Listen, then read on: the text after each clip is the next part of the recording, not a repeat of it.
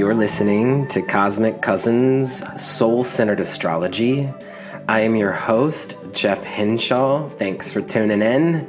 Cosmic Cousins is dedicated to honoring the interconnectedness of our universal family through embodied health, self-discovery, and deeper learning.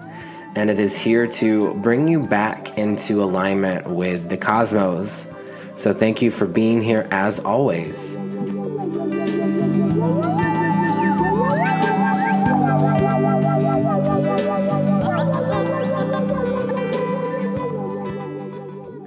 Hey Cosmic Cousins, welcome back to another week of the podcast.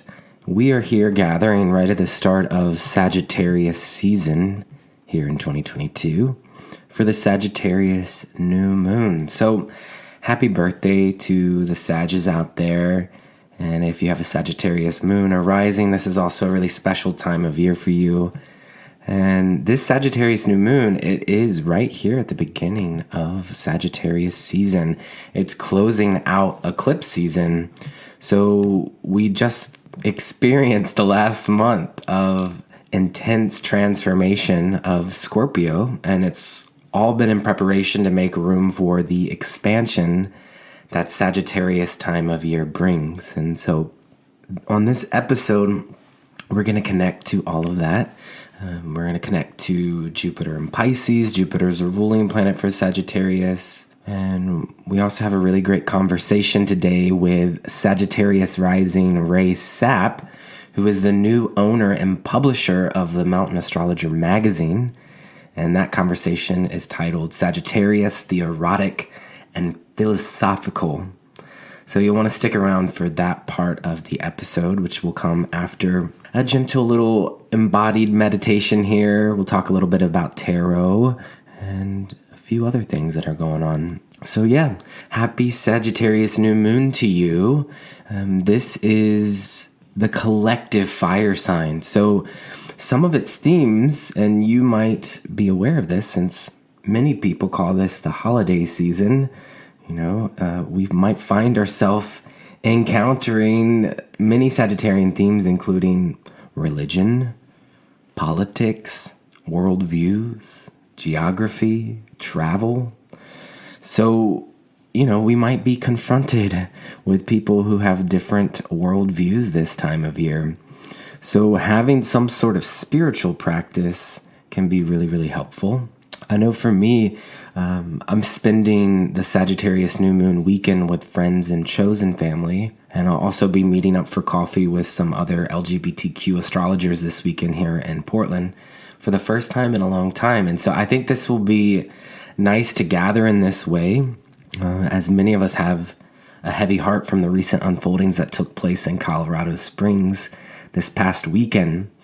And so this is just a reminder, gentle reminder for all of us, but reach out to your queer people in your communities right now. Many of us are heartbroken and angry about the events that took place this past week. Our community was targeted in a senseless act of gun violence fueled by hate and homophobia. And so this is a really rough time for many queer people and really just many people in general. A lot of us really rely on our chosen family to get through the holiday season. So be sure the people in your life know that they are cared for. There is strength in numbers, so use your voice.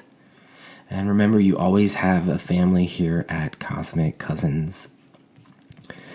So Sagittarius, you know, it is this transpersonal fire sign. It's the collective fiery sign. I always think of this time of year, there's sort of like this fiery, witty banter that pervades the atmosphere.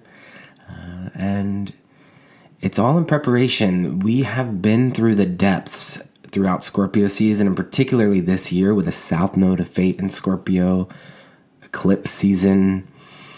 And so we are making way for expansion, and Sagittarius energy brings that for us. And it's not just Sun and Moon in Sagittarius. We also have Mercury and Venus in Sagittarius. So there is a collective sense of idealism. There is a collective sense of unison that is more available to us this time of year as we continue on our journey of evolution towards greater wholeness, which is by the time that we reach Pisces. So Sagittarius, as a fire sign, it initiates a new tier of the astrological journey. Aries is the initiator of the first line of the journey. Aries, Taurus, Gemini, Cancer. Leo initiates the second line. Leo, Virgo, Libra, Scorpio. And then Sagittarius, as our third and final fire sign, initiates the transpersonal signs. So Sag, Capricorn, Aquarius, Pisces, these are all our transpersonal signs. So Sagittarius is transpersonal fire. It's collective fire. So the invitation of this time of year, and whenever we're moving through Sagittarian energy, or if you have Sagittarius in your birth chart, is to gather with like-minded community.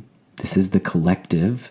To uplift our spirits. This is the fire. Through philosophy, through ritual, through spiritual practices. This is transpersonal fire.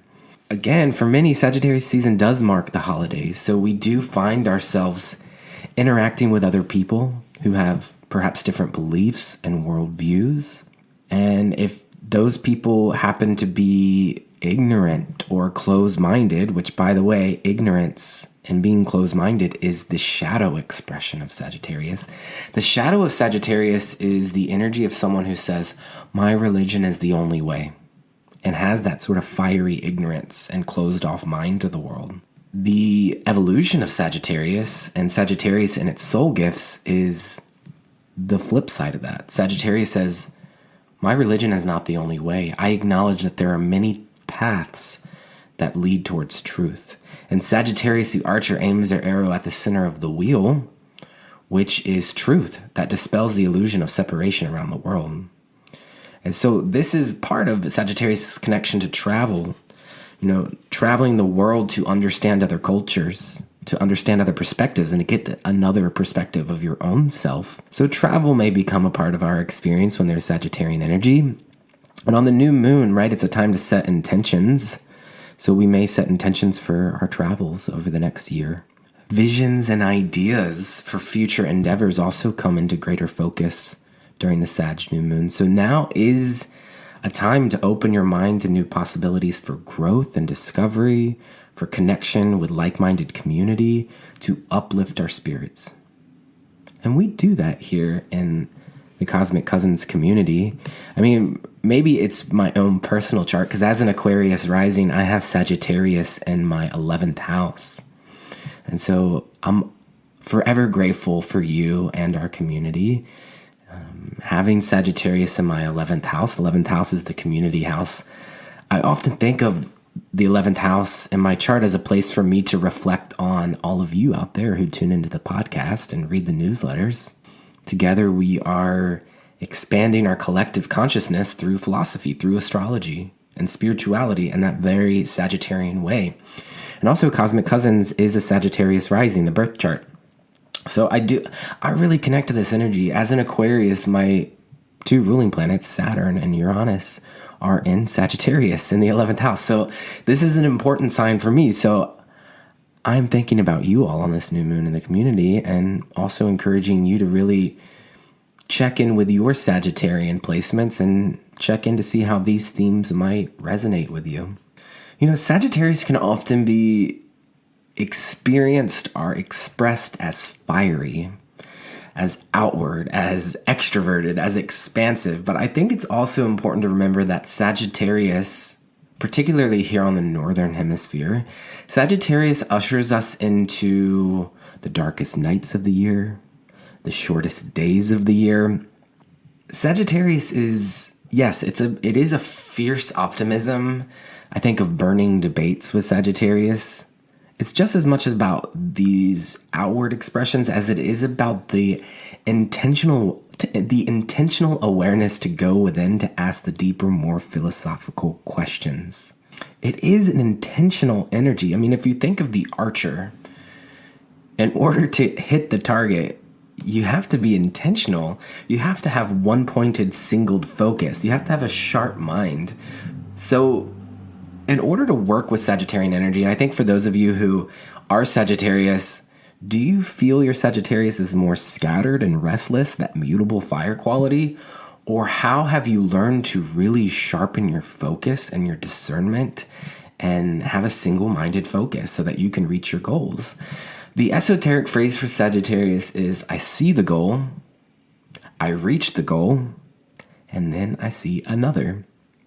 So things we can do, of course, this time of year, lighting a candle, having a fixed gaze at a flame can be really helpful.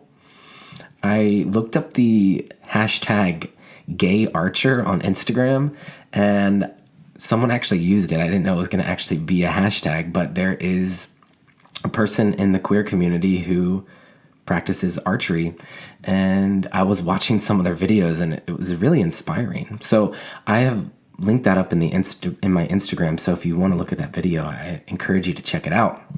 Light a candle, fixed gaze, reconnect to the gratitude and sacredness of this life. This is Sagittarius. You may even find it helpful to meditate with the Temperance Tarot card this time of year. This is Sagittarius's soul growth, is what I like to call it. And the tarot brings about greater balance and flow and helps us connect to both the fiery, expansive quality of Sagittarius while also the gentle inward direction that Sagittarius can bring.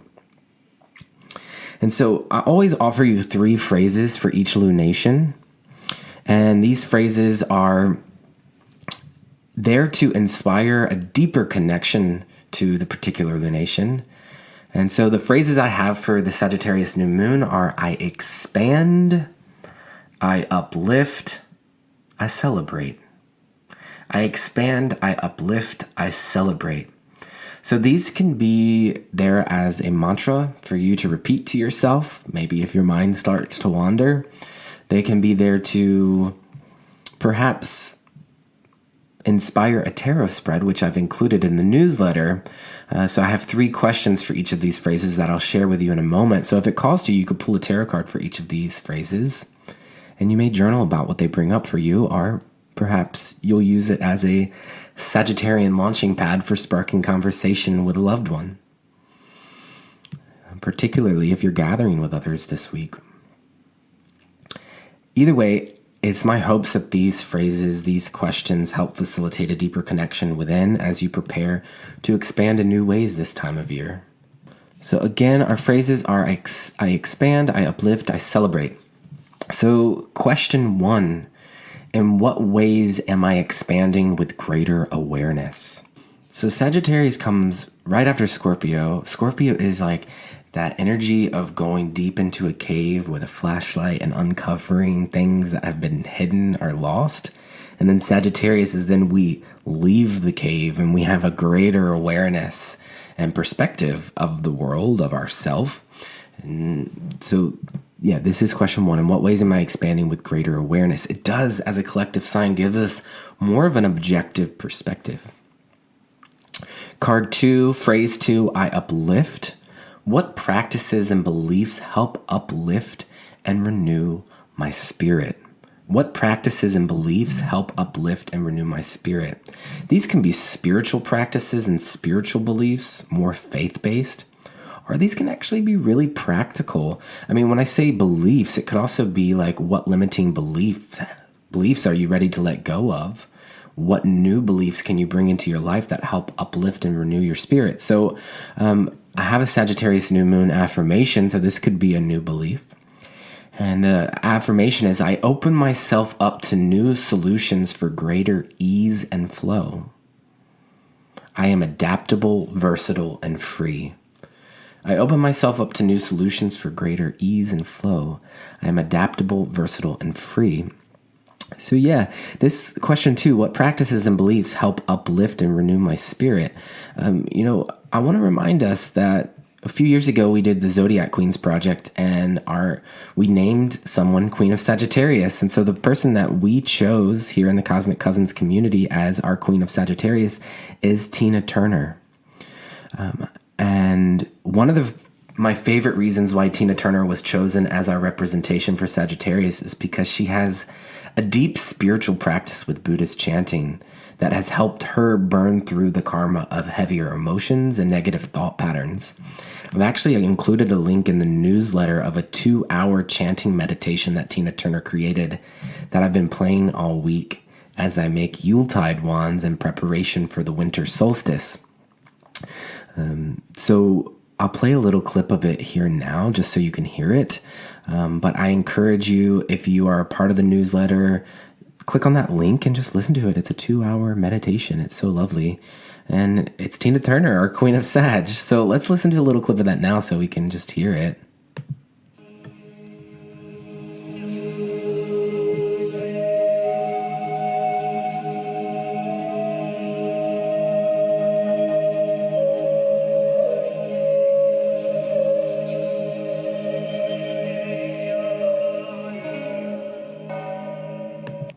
It's so cool. If you're not part of the newsletter, just go on YouTube, type in Tina Turner, Lotus Sutra, Purity of Mind, 2-hour meditation. You'll find it there on the Tina Turner blog on YouTube. So I've been experimenting with artificial intelligence. Imagine that. An Aquarius working with AI. I've been experimenting with using artificial intelligence to inspire a deeper connection to my astrology practice and the Zodiac Queens project. I've been using AI art. And I do just want to say using AI art, it has its hangups and also personal moral dilemmas for me. Because I really want and do believe in supporting local artists, and like I'm looking at my gallery wall in my living room right now, and I have supported many local artists and friends that I know that are artists, while at the same time using AI to create art has been a really helpful tool for me to unlock my intuition and creativity. And I created some images of Tina Turner at her fiery altar, and I thought they were really cool, and I wanted to share them with you in hopes it may inspire you this Sagittarius season to connect with the more reverent and spiritual sides of the Archer archetype. And so if you want to check those out, again, newsletter and Instagram, I'm going to stop telling you to sign up for it, but I have visual components to these podcast episodes, and I put a lot of work into it. And actually, Sagittarius, this newsletter is the most expansive one. Sagittarius, thank you for always being so extra and expansive. We love you for that. So we could also just be feeling super extra on this new moon. So question 3, card 3. So card 1, in what ways am I expanding with greater awareness? What practices and beliefs help uplift and renew my spirit? And card 3, how might I invite greater joy and celebration into my life? I think it's important to just say and to note that this isn't to bypass the realities of the world, but also we are all in need of joy and celebration, and it is an honor to just be on this planet with each other. So sharing in collective camaraderie. This is the collective fire fields of Sagittarius. So again, if it calls to you, pull a card for each of those questions, and you can tag me on Instagram and I'll repost it. So, yes, the body parts for Sagittarius. Let's connect to those. And also, I'd like to remind you, this Sagittarius New Moon is at the first degree of Sagittarius, first degree in 38 minutes, so you can look around that part of your chart. It's at 2:57 p.m. Pacific Standard Time, Wednesday, November 23rd, 2022. But really, if you listen to this at any time throughout Sagittarius season, that is also great.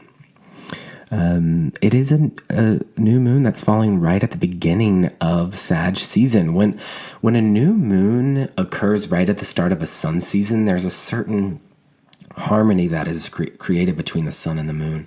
There is a coming together of the conscious and the unconscious. It feels like really fresh, really new beginnings. It's a time of realignment, of shifting of direction. So we do have these new moons over the next few astrological seasons. We'll have the new Capricorn New Moon right at the start of Capricorn season, the Aquarius New Moon right at the start of Aquarius season. So kind of pay attention to what these early new moons feel like for you, these early degrees. And if you have planets and placements at the earlier degrees, you might feel a particular resonance with them. Okay, so here on Cosmic Cousins, we always take a moment to connect in with the body. Embodied health is so important for our astrology practice. We are spiritual beings having a human experience, and it's important for us to listen to the body. You know, when we listen to the body, we're also slowing down to listen to the earth. And actually, Sagittarius' esoteric ruling planet is the earth. We might talk about that in a moment. But for now, let's connect to the body. So if you're able, take a deep breath into your legs.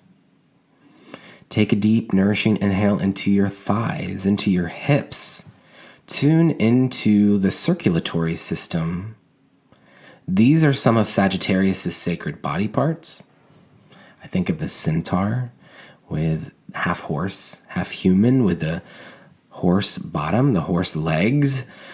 So as you breathe in, invite greater circulation into your life, right? Sagittarius, the circulatory system. Invite greater circulation, ease, and flow into your life. As you breathe out, let go of any excess energy by shaking the legs, by circling the hips. As you move the body, right, this is a mutable fire sign. As you move the body in tandem with the breath, you might experiment by saying the Sagittarius New Moon affirmation to yourself. Again, that is, I open myself up to new solutions for greater ease and flow. I am adaptable, versatile, and free. Breathing into the legs, breathing into the hips, the circulatory system. I expand, I uplift, I celebrate. So a deep breath into all of that. To better understand this Sagittarius moon, the Sagittarius New Moon, we can always look to the ruling planet. So Sagittarius' ruling planet is Jupiter. And interestingly enough, Jupiter stations direct on this new moon at the final few degrees of Pisces.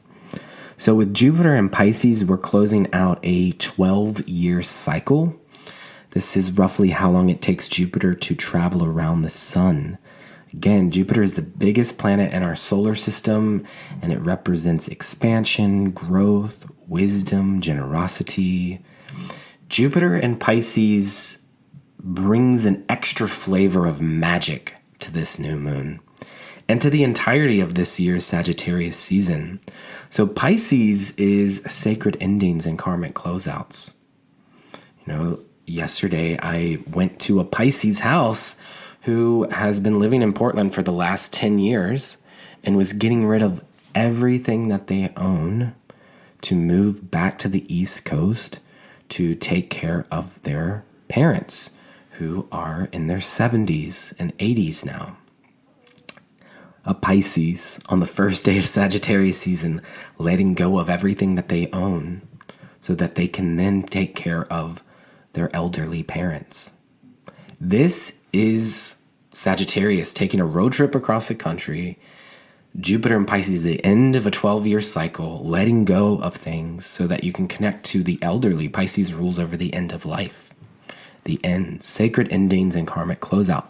So this acts as a metaphor for us all to understand this energy and, you know, be open to the world around you and see how you are experiencing that. But for me as a teacher and as an astrologer or an astromancer, as Ray Sapp says, we talk about that today, I open myself up to receive these metaphors so that I can then share them with you so that you can better understand the energy. And so, yeah, that person was emotional, but also feeling a sense of freedom and flow and understanding that life is a continual journey of evolution. And Sagittarius, answering to Jupiter and Pisces, teaches us this. So we're talking Sagittarius with Jupiter and Pisces, sacred endings and karmic closeouts.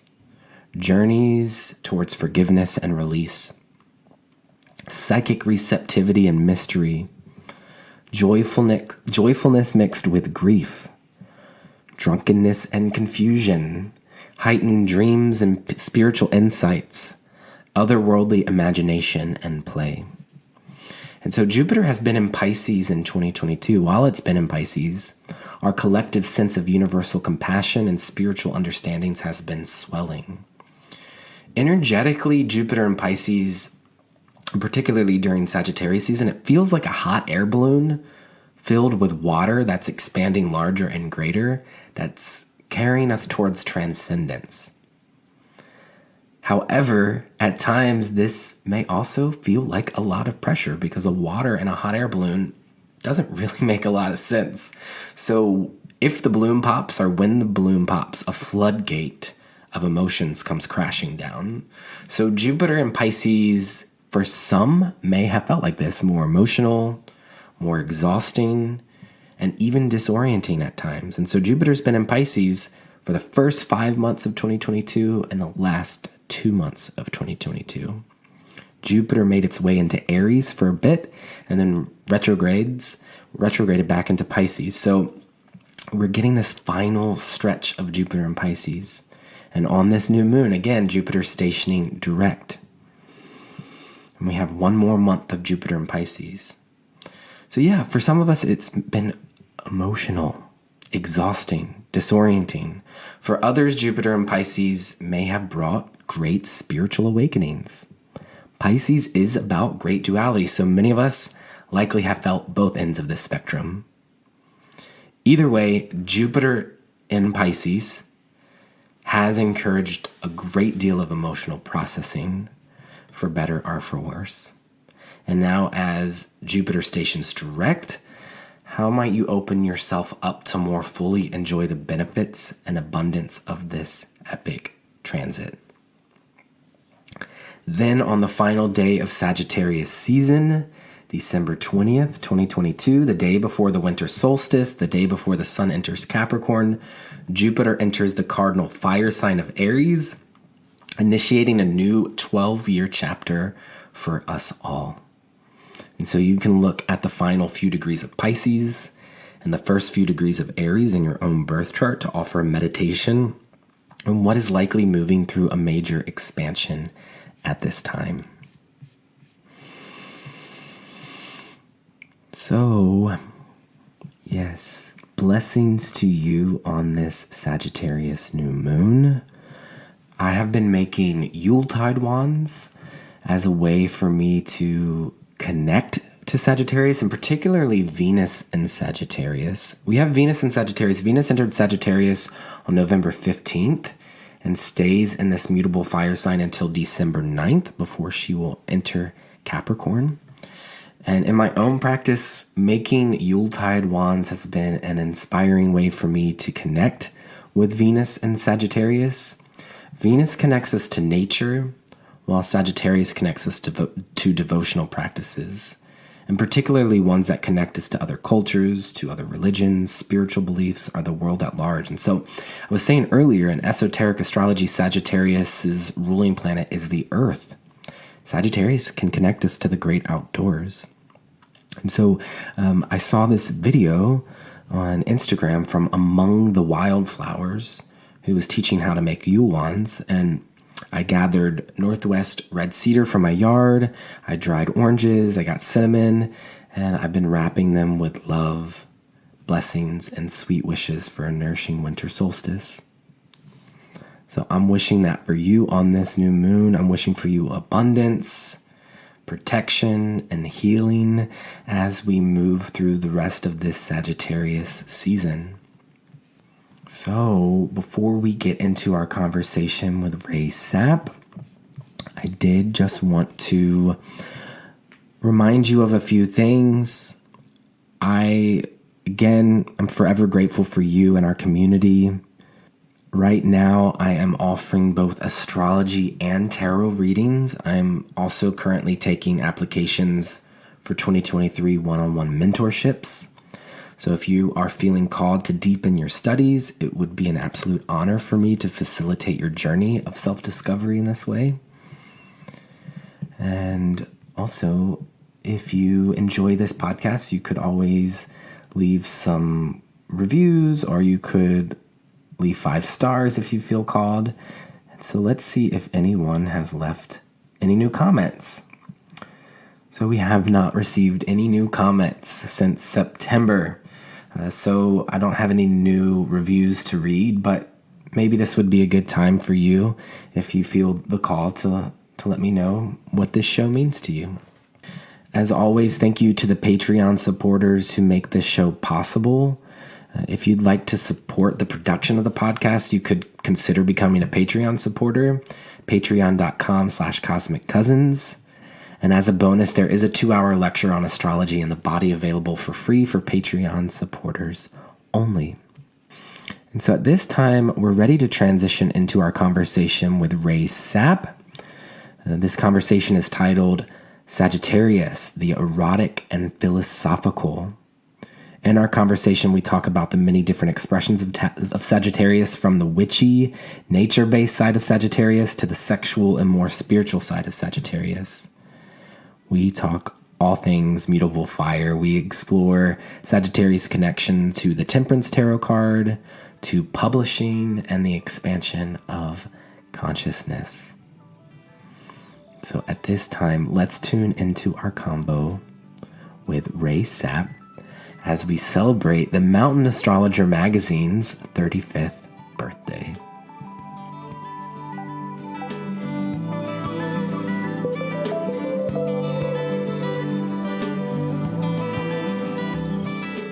So today with us on Cosmic Cousins, I'm super stoked to introduce you to, if you're not already aware of their work in the world, to Rae Sapp, who is here with us.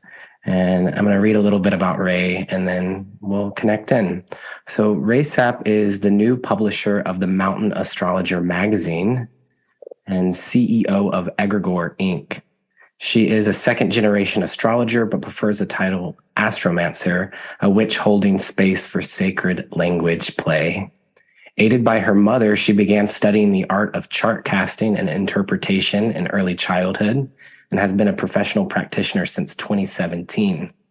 With a BA in Recreation Management and English Language from California Polytechnic State University of San Luis Obispo, she is passionate about psychohorology, sexology, and narratology. Narratology. I think I said that right. You did. Yeah. You got these big Sagittarian words. You can find her between the pages of TMA as the Breathing Corporal Time Machine, the witchwaycafe.com. So thank you, Rae, for being here with us today. Thanks so much for having me. Yeah. I mean, you are a ray of sunshine. The listeners won't be able to see you right now, but you're like beaming. Oh my goodness. Thank you.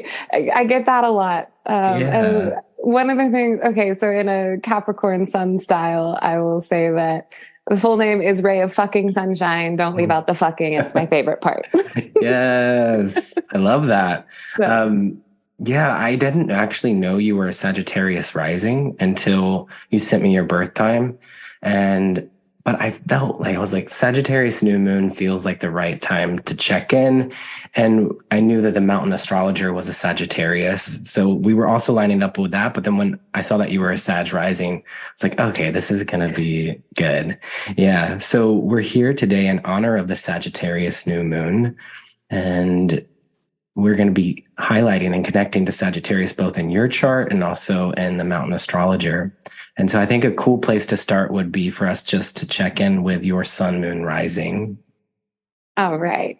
I loved that you pointed out that me and the magazine have the same big three, but in a different order. For some reason, that had never actually occurred to me until you said that. I was really stoked. But so I am a Capricorn Sun, Aquarius Moon, Sagittarius Rising. Yes. Yeah. So you're referring to, I posted on Instagram yesterday, the day before we're recording this, that you have the same big three, but in a different order. And so you're a Cap Sun, Aquarius Moon, Sagittarius Rising. And then what's the magazine? And the magazine is a Sagittarius Sun, Capricorn Moon, Aquarius Rising. Right. I mean, that feels like, I would think, such confirmation for you that this is, I think Astrology Hub said passing of the baton is how they refer to it, because the ownership was passed off to you not too long ago. When did that take place? Yeah. So again, like talking about all the synchronicities between me and the Mountain Astrologer chart, like we definitely have intertwined destinies. Some other like fun facts so Tim started the magazine in 1987. And he created the LLC for the company in kind of plans of maybe being able to sell it at some point in 2014. And that chart had the exact same lunar nodes as me, like 16 degrees exactly. And then he signed it, like the official date he signed it was on my birthday, January 2nd. So during this journey, there's been so many funny little like astrological reference points that have felt really beautiful. But so I interviewed with Tim actually just about this time, December of 2017. And his wife, Kate, had been really ill for about 2 years at that point. And he had been caring for her and already kind of feeling the effects of trying to juggle the magazine and care for his partner. And then in October of 2018, so I had been with the magazine for about 8 months because I started in January of 18. He discovered that he had a really aggressive form of thyroid cancer and passed away in July of 19. So again, it was really aggressive and really quick. And it was one of those things where he had this whole like plan of how to close the magazine down.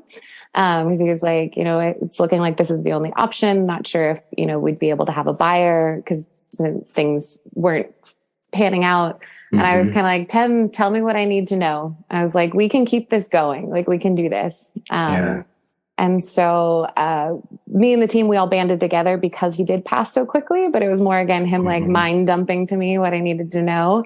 And then his partner sold it to me in December of 2020. Wow. I'm feeling also a bit of the Capricorn Sun coming in of carrying on tradition and lineage, but the Sagittarius is more the philosophical high vision of what the magazine represents to us. And so maybe let's rewind a little bit for those that might not know the Mountain Astrologer. My first interaction with the Mountain Astrologer, I believe I was in Mount Shasta. And I was at one of the like co-ops and I just picked one up and I fell in love with it. And I remember reading about it that it's kind of like an old school trope in the astrology community. And so it has quite a tradition. Could you tell us a little bit about the history of the Mountain Astrologer? It does, definitely. So again, Tim got the idea for the magazine, and that is what we call our, like foundation date, which is November 24th of 1987. And he said the idea came to him at 12:05 p.m. And again, it was just kind of this spark of idea of how to connect astrologers with astrological information, but also how to promote his own services. So kind of what he wanted to do was write an astrological article, which the very first one was about a nuclear power plant. And as one of the things that I love that he says, and this is kind of a tie into the company that I formed to buy the magazine is called Egregore. And the word egregore, it means inherently like watchful, but egregore is an entity where it's like it's a formless entity, like, it's non-physical, but it's made up by the energy of all the people who commit to it, and put their life force into it. It like grows off of all the entities that are attached. And so Tim always kind of talked about that when he started the Mountain Astrologer, almost from day one, it felt like it had a life of its own, or, like it wasn't, this is mine and this is what it's going to be, but that I'm going to start something and it's going to create what it wants to become. And so he's like, every year I was surprised that it was still going, and how in the early 90s they were able to just, again, really like push it into becoming not just an 8-page typeset newsletter, but an actual, magazine. Yeah. Wow. Egregore, this idea is fascinating to me, and particularly observing it through the lens of Sagittarius as a mutable sign. There's definitely mutability to this quality of it changing and adapting with the people that are involved in the organization. And so I imagine that the people that are working with the Mountain Astrologer now are maybe completely different. Are there any team members that are still there from the very beginning? I don't think we have any team members that are there from the very beginning, but so senior editor Nan, who started with the magazine in 1998 and was essentially, Tem and Nan were the ones who really carried the publication for so many years, along with the incredible support team that they have in all the roles. But, she is senior editor and Tem as the publisher really, ran the wheels. And Nan is so incredible. I love her so much. Her birthday is actually right around TMA's. It's the 22nd of November. But so she still helps us. She still edits. We call her copy editor now, but she's essentially still like senior editor as far as we run things by her, and she is our, go-to with questions. And Frank, he was a long-term theme editor. I believe he came onto the magazine in like 2008. I would need to double check that date. But he still works with us. He's a columnist, and he also still cultivates theme issues. He's going to be doing one on film for us coming out next year. Mm-hmm. And Linda Bird has been on the team for quite a while. She's been doing advertising. And as we've kind of restructured things and changed stuff, she's now doing like brand ambassadorship for us. Again, it's like this small little family, a little team. Yeah. When you said Nan has the same birthday, is that the same year too? No, Nan. Okay. She's older than the magazine. Yeah. Well, I'm an 87 baby, just like Mountain Astrologer and just like you. So when looking at the chart, like I just feel a lot of resonance with it because I'm like, oh, Saturn and Uranus and Sagittarius. And you even mentioned 2017 as this time where you launched your astrology career at 2017, your practice. And that was right during your Saturn return.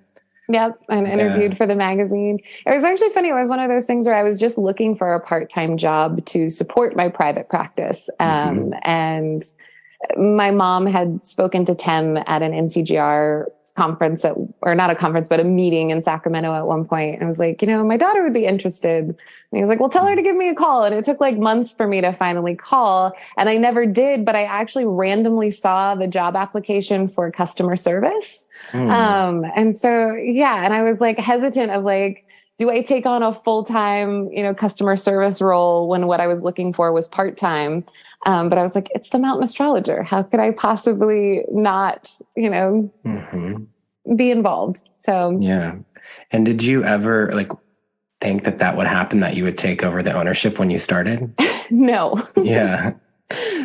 Again, it was such a wild, really heartbreaking journey, losing Tem. And while I am so excited to be able to, carry this torch, if someone had told me day one what this journey held when I walked in that door, I probably would have turned around. Right. Yeah. Well, okay.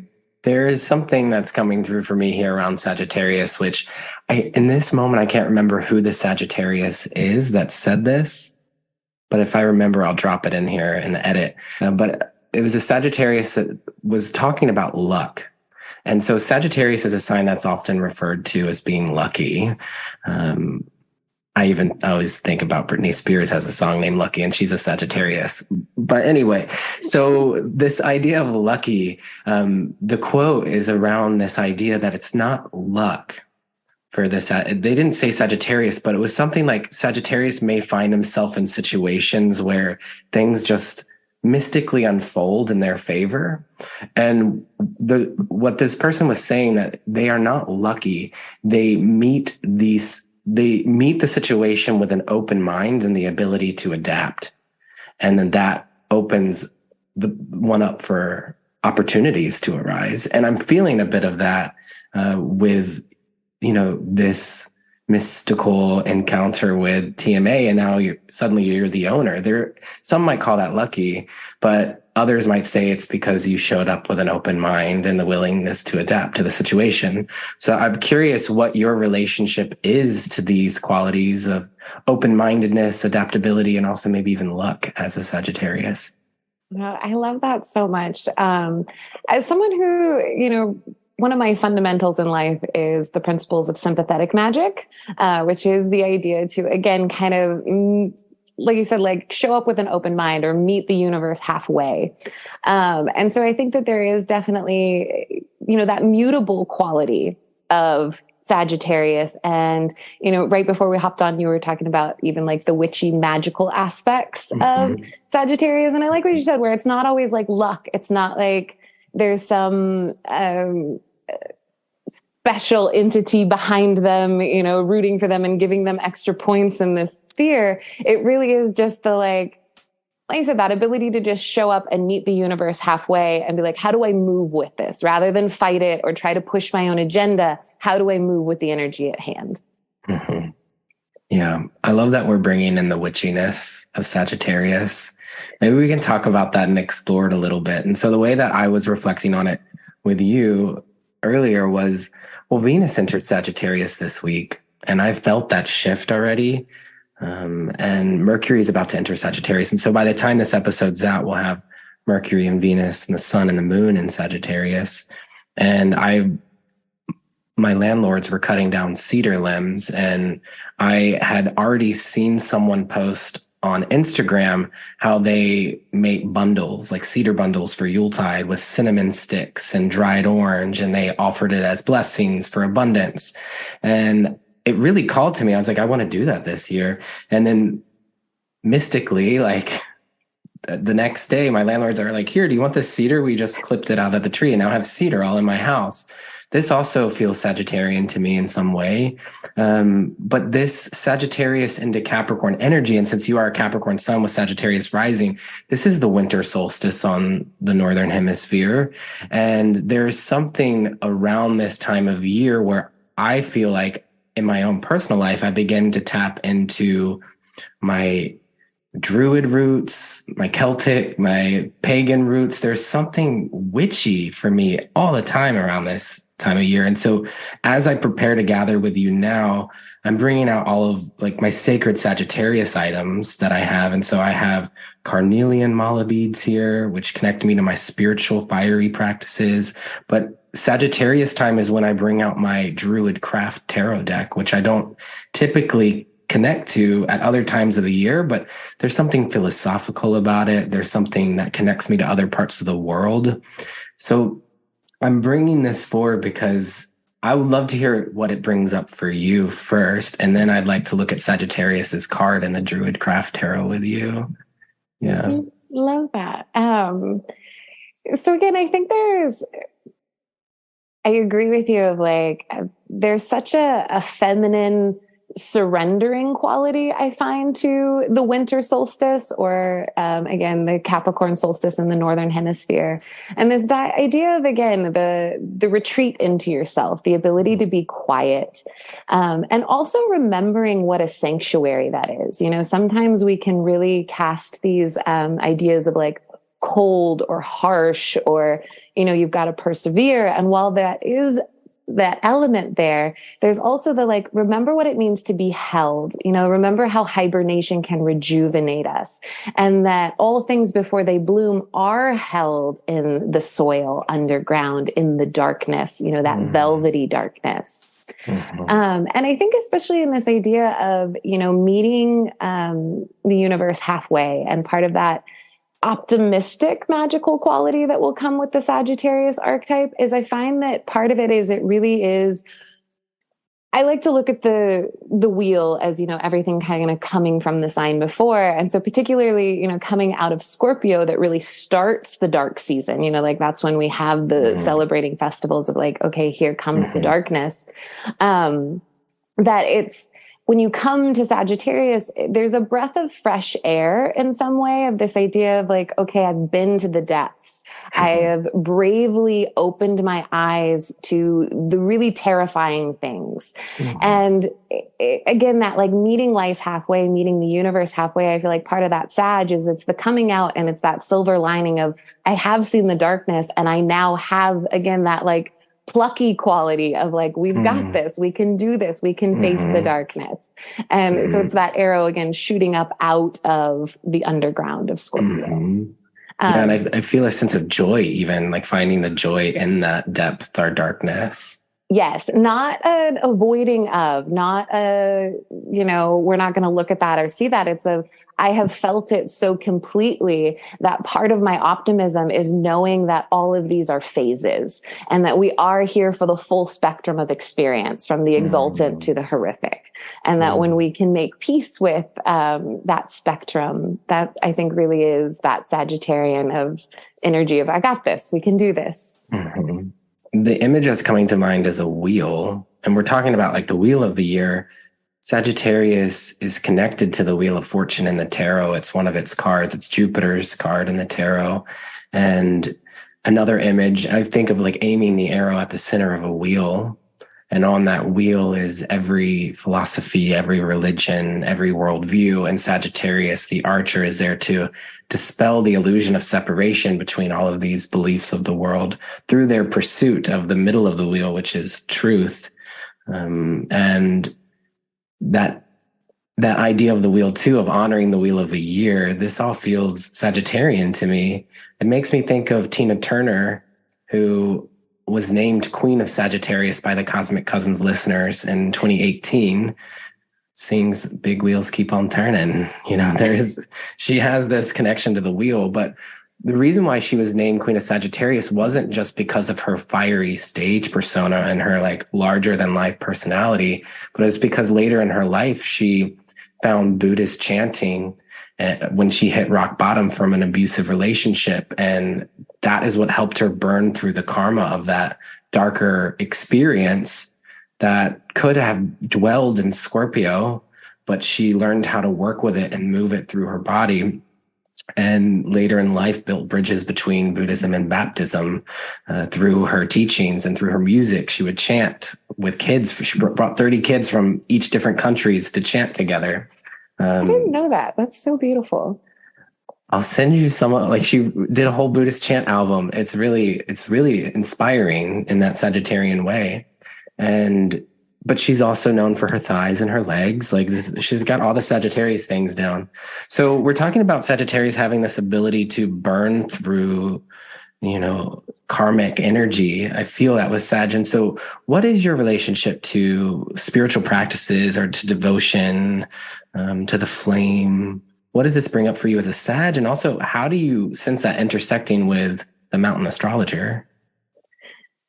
Good questions. So I have a very unique, personal spiritual practice. It's flavored by many world religions and mythologies and philosophies, particularly a lot of different veins of witchcraft. And my mom used to like to call us neo-pagan Christian Buddhists growing up. Is she a Sag too? No, she's actually a Virgo. Okay. Nice. And again, you're kind of talking about that fire, as I feel like the art of devotion, I think at the heart for me is the idea of animism. And again, I think that really plays into what I said earlier of like sympathetic magic, but this idea that everything is alive. The planets are a living, breathing force. Even the inanimate objects of our lives that we think don't have life force, part of some like traditional witchcraft, why they used to pass on their furniture through lifetimes is because, again, the furniture were like parts of the family, like the table was a family member, and there was such craft given to these items too. And again, I think a different sense of breathing life force energy into objects that used to happen in crafts that maybe has died out more in our more consumer driven culture. But I think, again, us kind of talking about this idea of passing the torch, lighting the flame, and how that kind of connects me and the Sagittarian energy to the magazine is,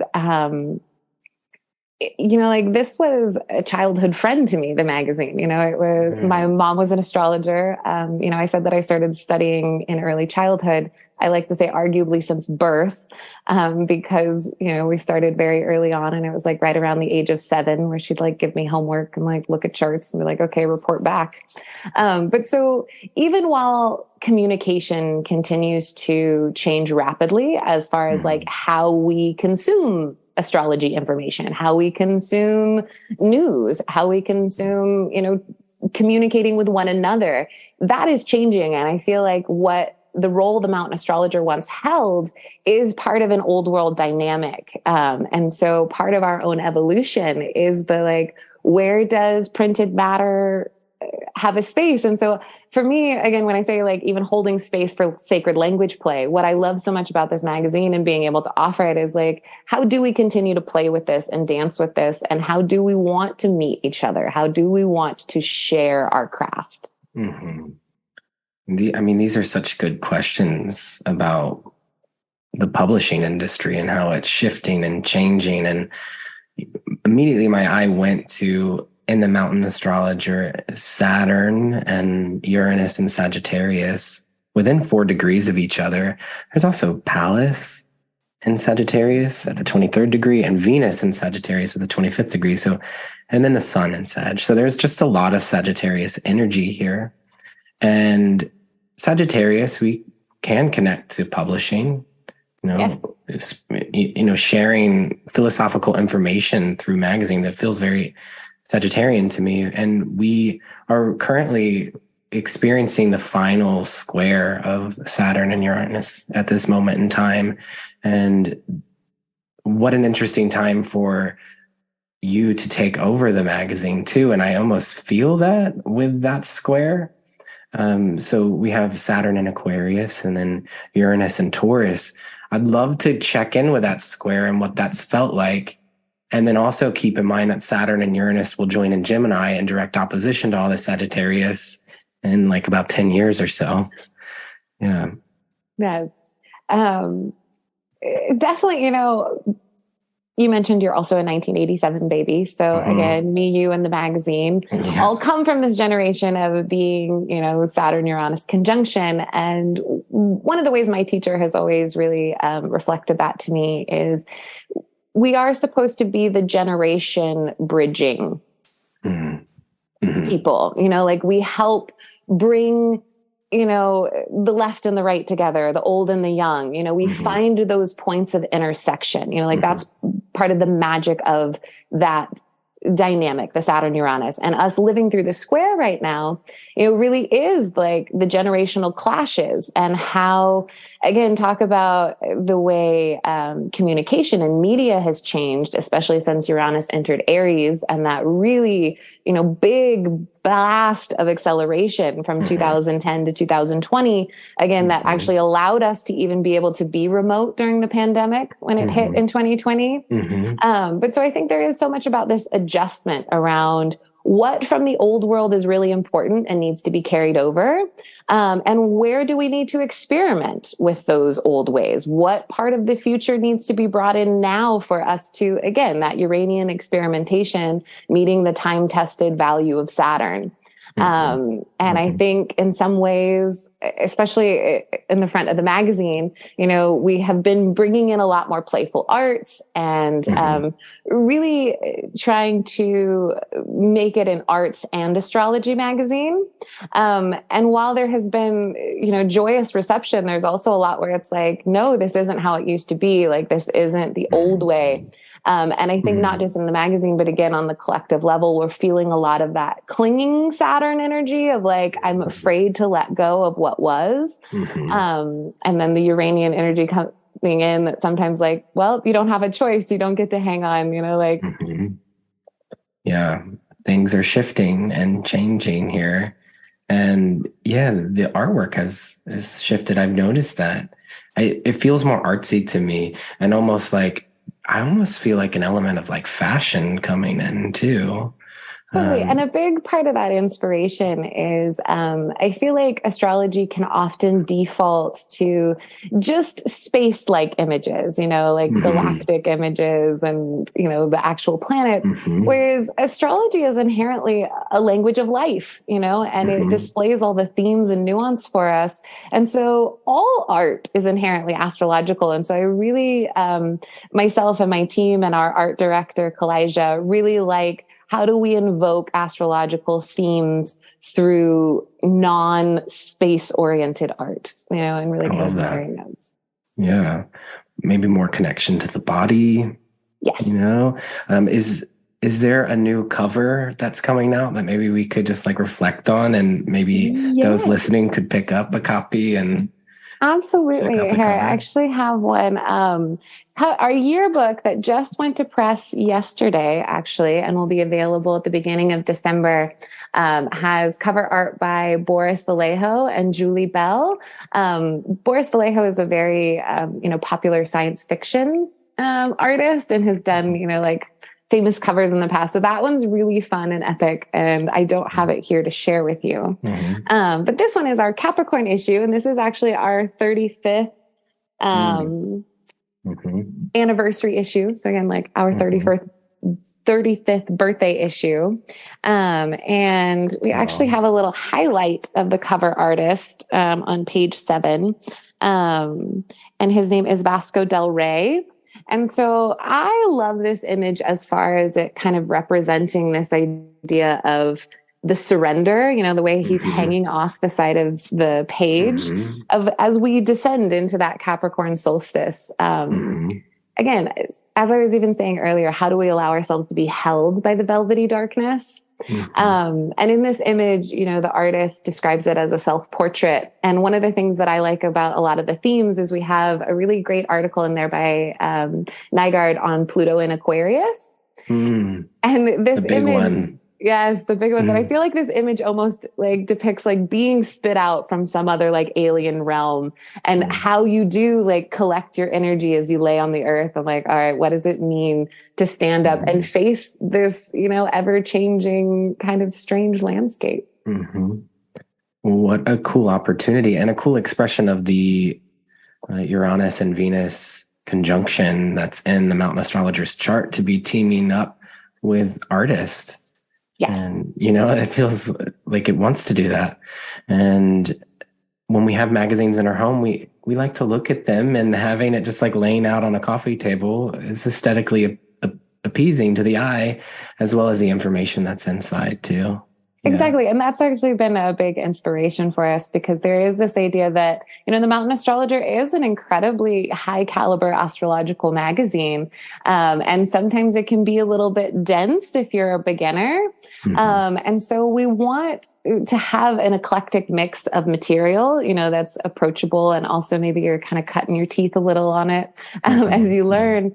But exactly that is, if we are hoping to bridge more of the collective to the astrological community, sometimes if the material is really heady or dense, and maybe you can't get through all of that, but the images in it you find really inspiring. So it's that that hybrid of these two really beautiful aspects of the web of astrology, the art and the knowledge.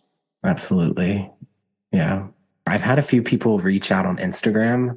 I put out like if people had questions or anything, and a few people actually asked this question, but people were curious of how they might be able to contribute to the magazine. I love that. So if you go to our website, which is www.mountainastrologer.com, you will see the Write tab. And that has all of our submission guidelines. That also includes art submissions. It includes written submissions to our blog, and also written submissions to the magazine itself.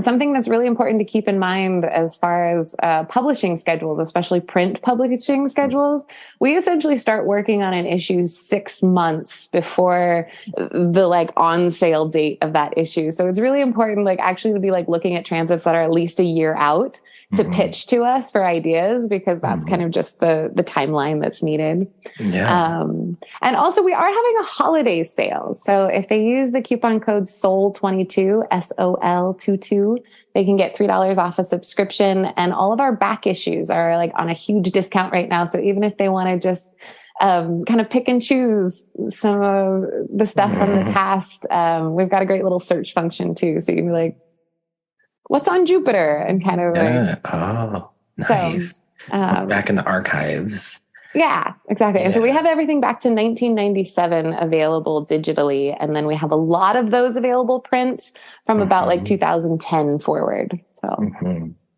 Yes. So happy birthday, Mountain Astrologer. Duh. Like I forgot that. It was like the new moon is actually like the day before the birthday. So this Sagittarius New Moon is on November 23rd. Mountain Astrologer was born November 25th. And so we're celebrating the Mountain Astrologer's 35th birthday.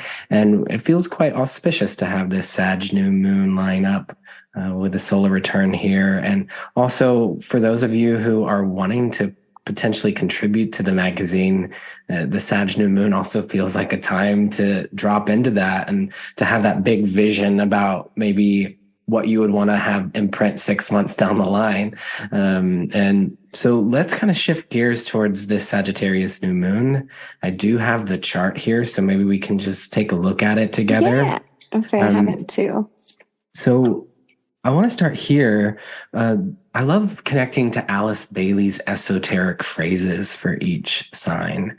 And so Sagittarius's esoteric phrase, we'll read and just share, and we'll see if it brings up anything for us. I see the goal, I reach the goal, and then I see another. I see the goal, I reach the goal, and then I see another. Okay, so we'll keep that in mind as we look at this Sagittarius New Moon chart. Does that phrase bring anything up for you?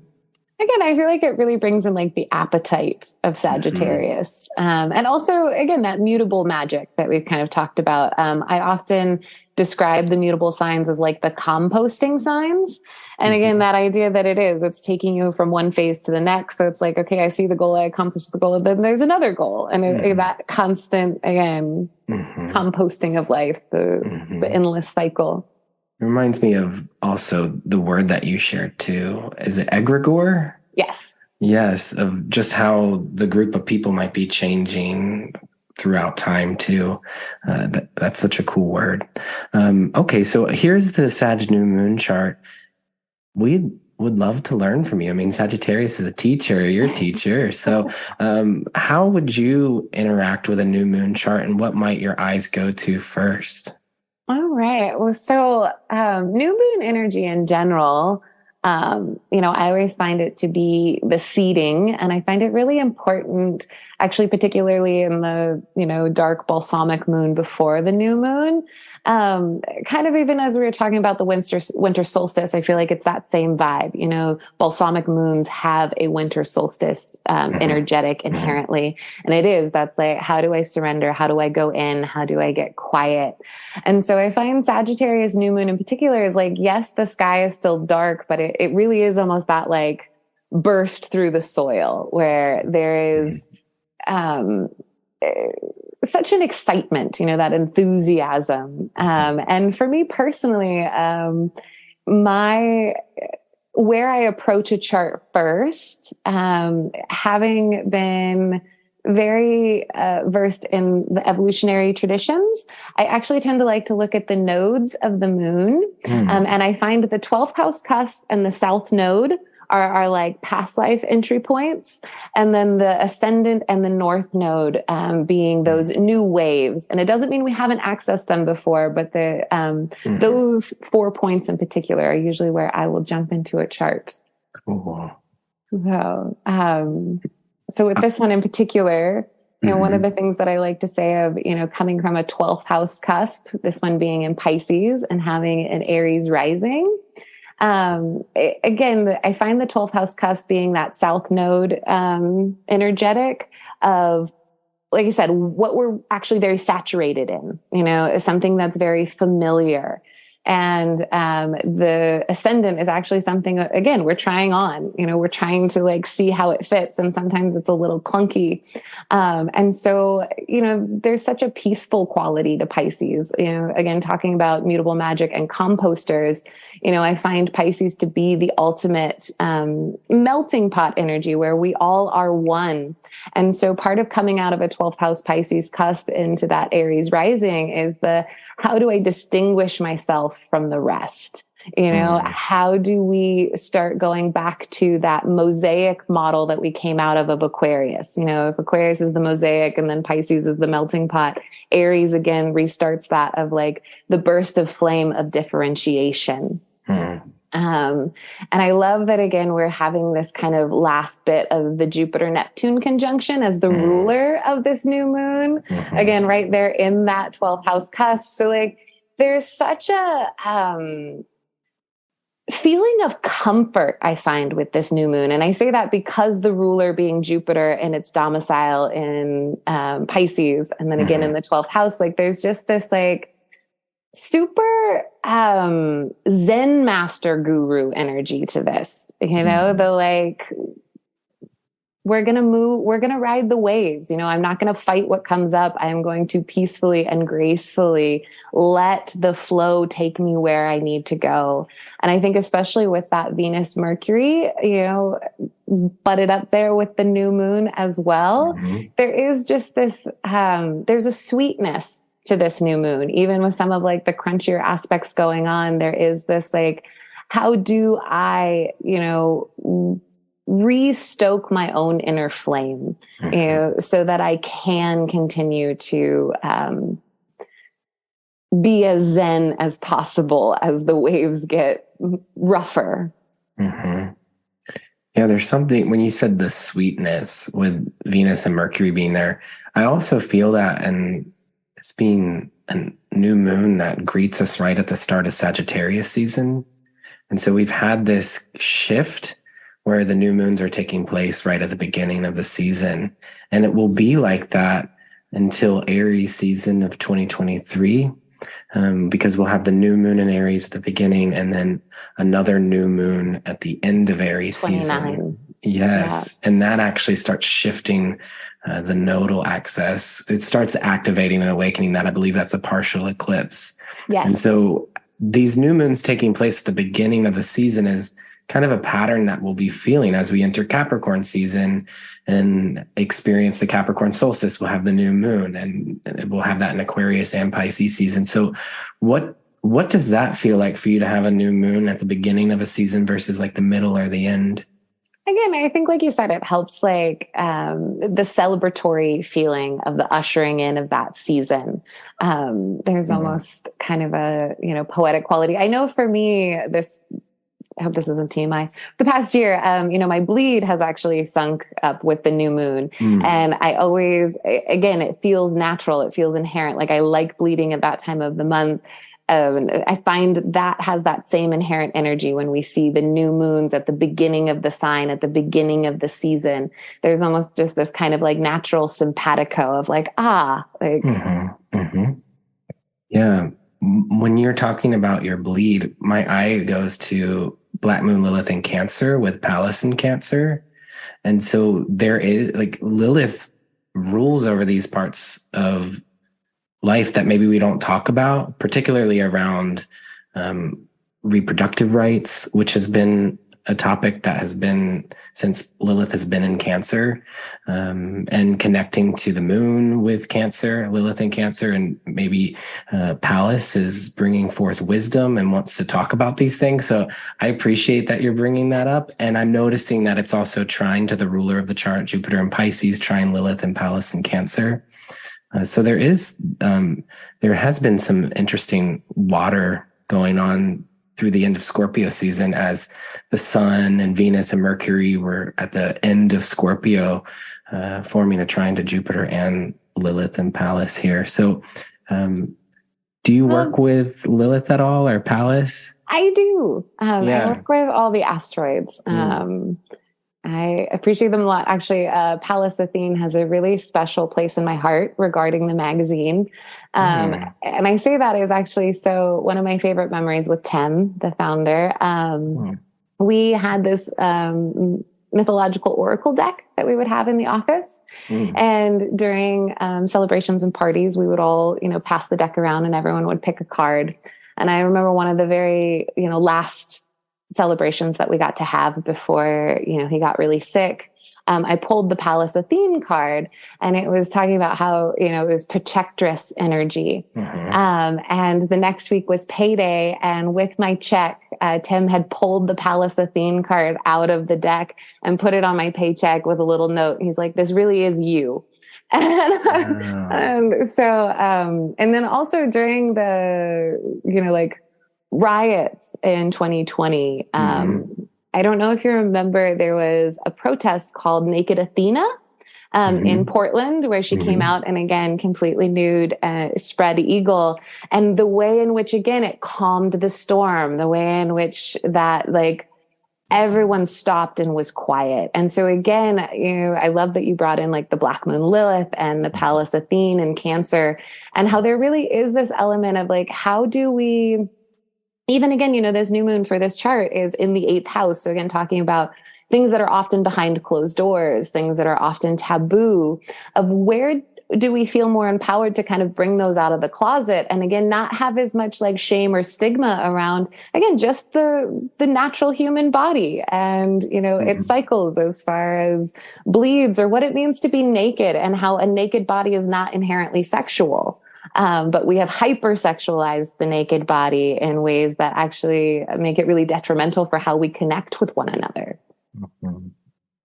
It's also making me think of how you look at the nodal axis too. I'm thinking of the South Node in Scorpio here too. And this might be just like my own intuitive way of working with astrology, but for some reason, whenever I'm looking at a Sagittarius chart, the nodes of fate always feel like the bow and arrow. Like the South Node is pulling back on the bow, the North Node is perhaps where the arrow is heading. And so I always think that whenever, so especially in a Sagittarius New Moon chart, and I'd be curious for you as a Sagittarius rising, if you might even sense that with the nodal axis, or if you what your relationship is to that as a Sag rising. I love that you say that as like, the pulling back and where the arrow is aimed for the North Node. Because again, one of the ways I've always looked at it too is, the forever eating dragon head is the North Node, and the forever shitting side is the South Node. And for me, like, as far as like transits of the nodes, I find two things often show up with the South Node, where it's either something from a past life, a past life connection is, revealing itself now, or it's something that has run its course, something that has exhausted its energy, is now time to be released. So it's that kind of like twofold. Again, the way you kind of connected that to the Archer, and again, to even bring in again that like mutable magic of what does it mean to compost those experiences that we've had from the past with that South Node and put our best effort towards where we are aiming. Like it's never going to be a perfect shot, but how do we again do the alchemy of that past so that we can put ourselves in the right trajectory for where we're going? And how do you think the North Node and Taurus relates to this new moon?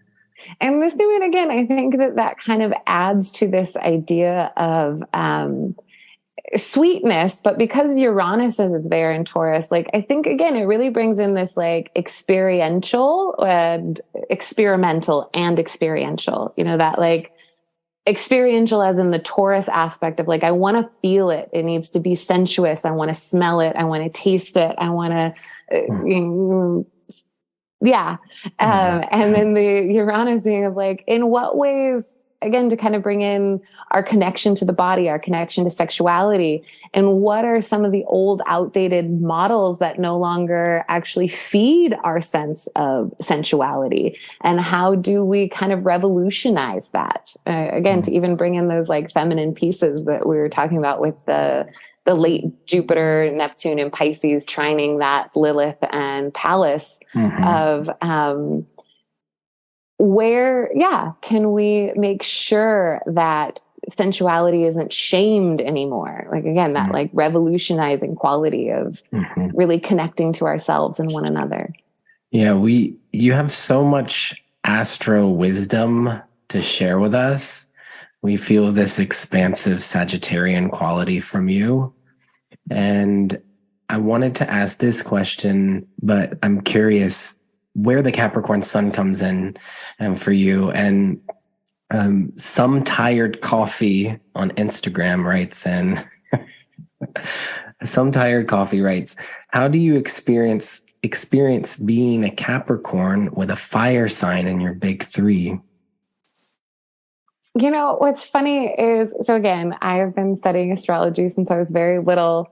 And I remember I didn't actually really start to connect with the Capricorn archetype until I was probably in my 20s. And so much as I identified so strongly with that Sagittarius ascendant when I was young. And I think a big part of that is because I also have Neptune conjunct my sun. You know, it's not just a Capricorn sun. It's this very Neptunified Capricorn sun. And so one of the things that my mom actually always likes to say is she's like, you know, you were 4 or 5 years old and we'd go to our local gym with a pool. And she's like, you'd be done swimming and you'd go into the locker room, you'd shower yourself, you'd get yourself dressed and you'd come back with your book and you'd sit and you'd just be patiently like ready. But so there's definitely always that like, that Capricorn self-sufficient, and just a capacity to, I actually think be really objective. I think that there is a nice grounding quality of my Capricorn sun with that more, spunky, optimistic Sag rising that sometimes wants to go a little faster than I should, you know, like, and I think especially as I've gotten older, really being able to, exercise those two energies together. I often talk about the semi-sextile as like the semi-sextile rub, where, you know, you don't have anything in common with the sign next to you. You know, you don't have element, you don't have mode, you don't have polarity. And yet there's something intriguing about it. It's like, you're so different. I need to understand you. So you're kind of like drawn in and you're also kind of repulsed because it's like, we don't have anywhere to connect. So again, that rub of where it really, requires us to integrate opposites. I'm intrigued by you saying you didn't connect to your Capricorn until much later. And I think that that's a great reminder for anyone with Capricorn placements that sometimes it takes time to grow into the Capricorn archetype. And I relate to that as someone with Venus and Neptune conjunct in Capricorn. I'm still learning about it, to be honest. Yeah. Absolutely. No, and it is. That's such a like beautiful part of the Capricorn Saturn dynamic is that actually you're more youthful when you're old and you're more old when you're youthful. So that like takes time to really. And again, we kind of like touched on this earlier. I also feel like Capricorn is one of the most misrepresented archetypes in that fundamentally Capricorn represents what I call the parents. And I say parents as in like Pairents.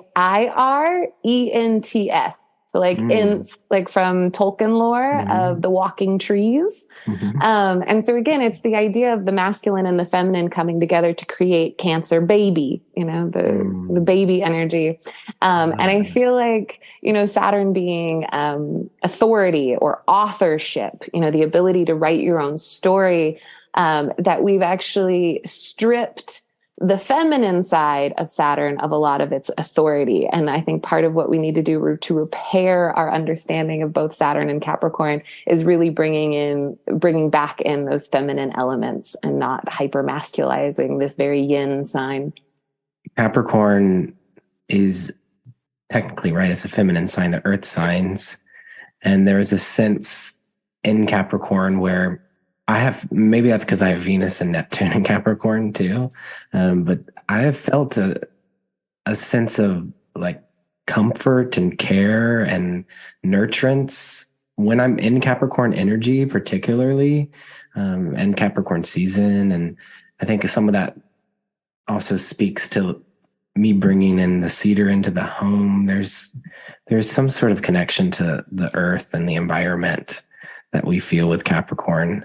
And really in its light, if we're connecting Capricorn to themes of like government is really there to take care of us. And maybe it's felt extra intense during Pluto and Capricorn transit. I'll be curious to see how our relationship to our Capricorn placements will shift as Pluto enters Aquarius, which is just around the corner. It is. Yeah. And I love what you said about, you know, the nurturance, because one of the things, again, with Saturn and Capricorn being parents, is like, what is required to take care of life, to nurture life? And sometimes I feel like, you know, we harp on the like hard aspects, and it's inherently difficult to sustain life.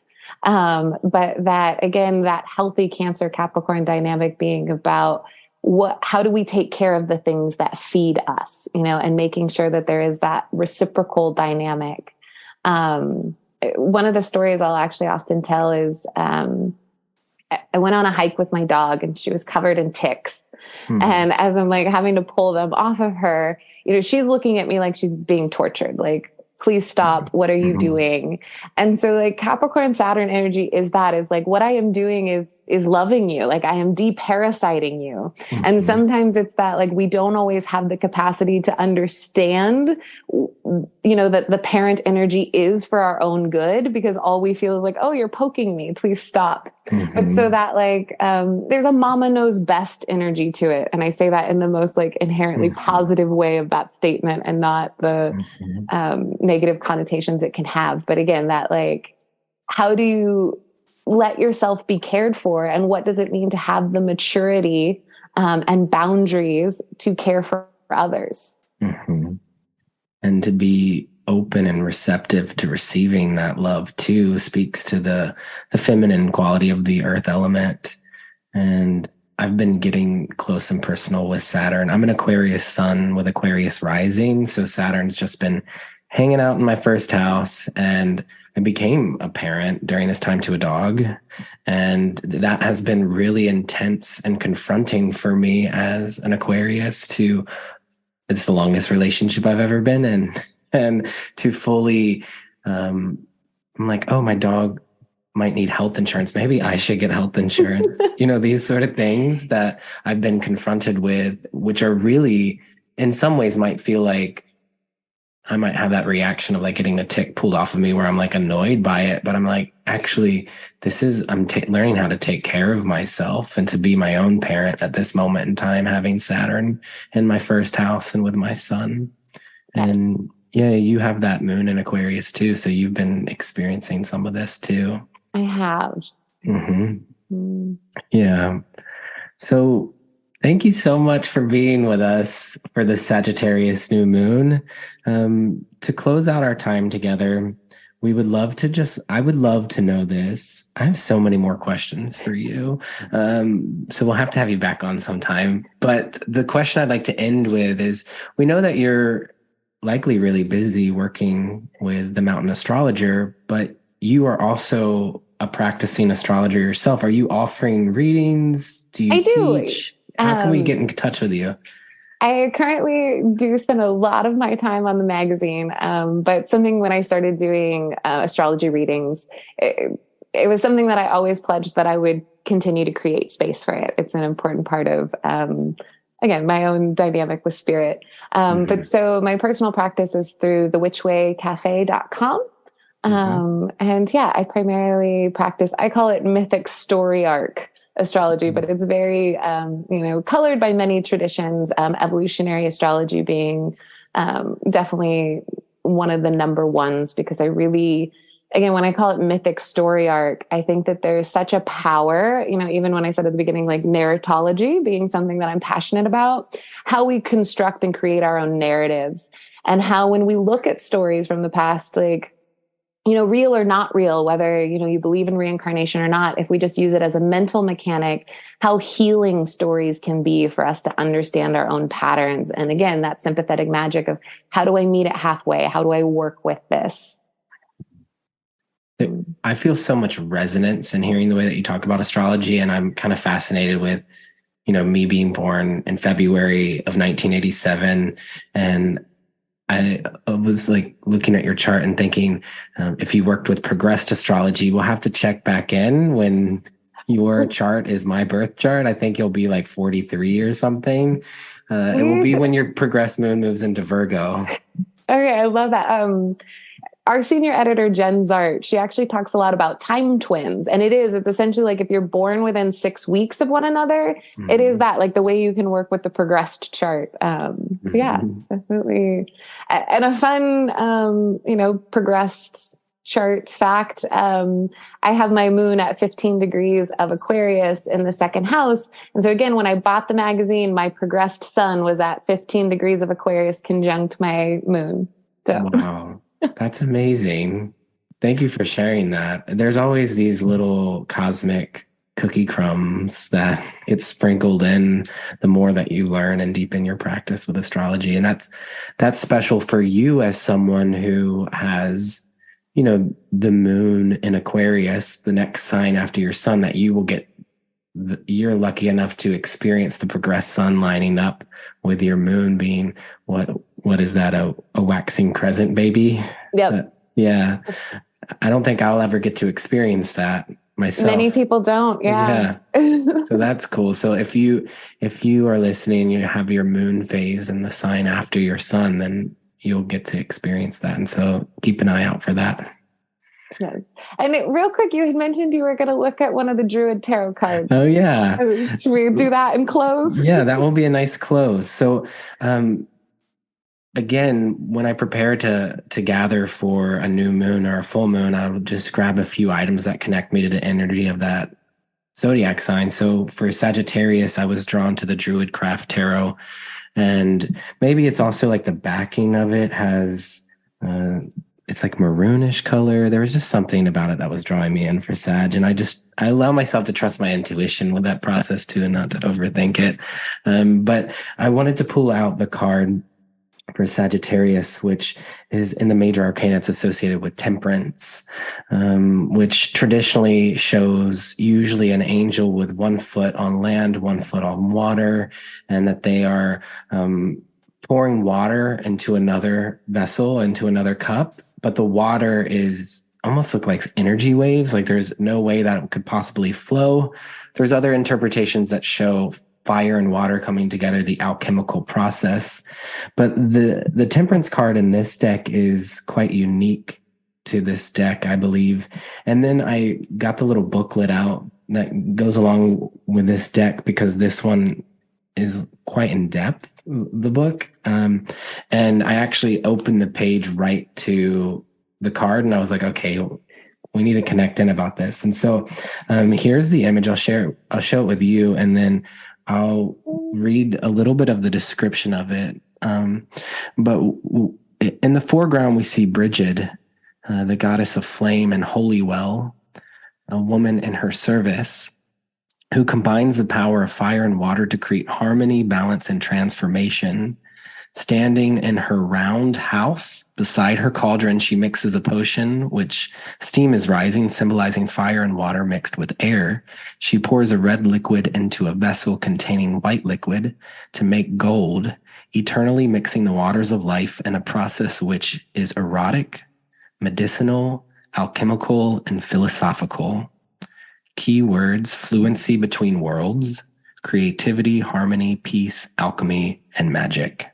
Oh, perfect. Mm-hmm.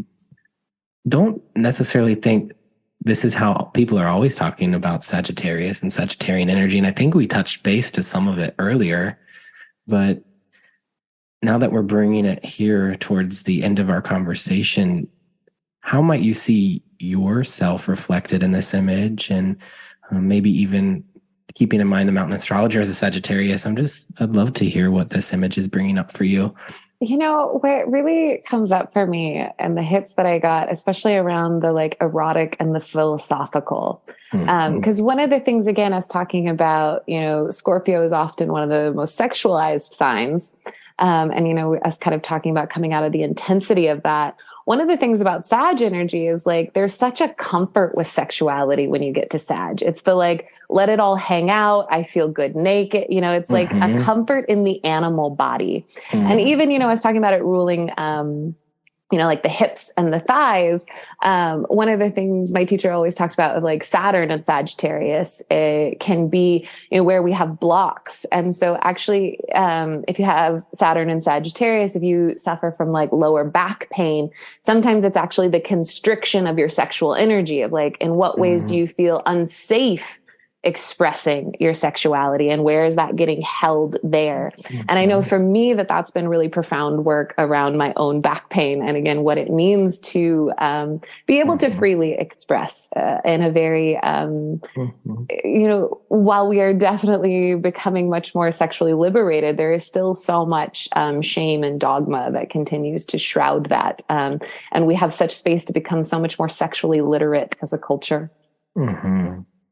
Yeah, I love that you're bringing up this dialogue between Scorpio and Sagittarius. And, in many ways, Scorpio is the sexuality that is kept to ourself, and maybe between us and our partner behind closed doors, or the container that's created the intimacy of that sexual exchange. And every time the sun enters a new sign, I open myself up to receiving some sort of interaction that day that will give me a deeper message around that sign. And the image that's coming to mind is, it was Sagittarius season of 2019. The sun entered Sag, and I found myself at Sagittarius's birthday party, and they had a stripper or a dancer come in the party that was just wild. And I was like, this is my Sagittarius message this year, is how sexual the energy of Sagittarius is, even though we often attribute that to Scorpio. But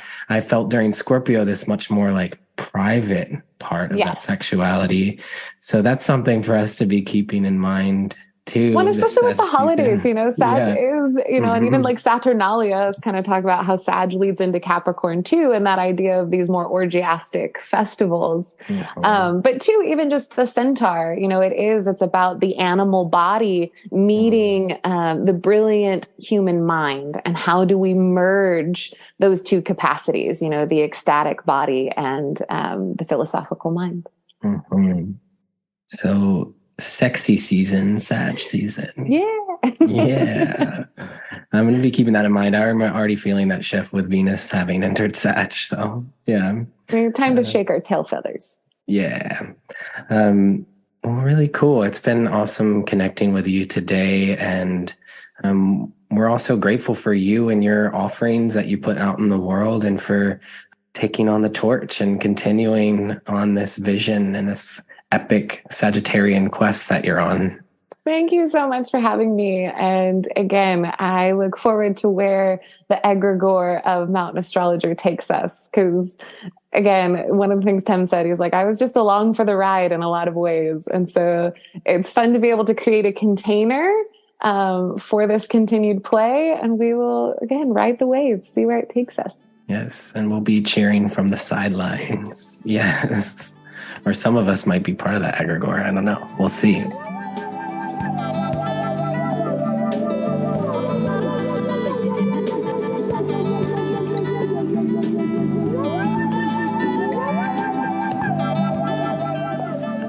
Again, as always, thank you for tuning into the podcast and for carving out this space in your life.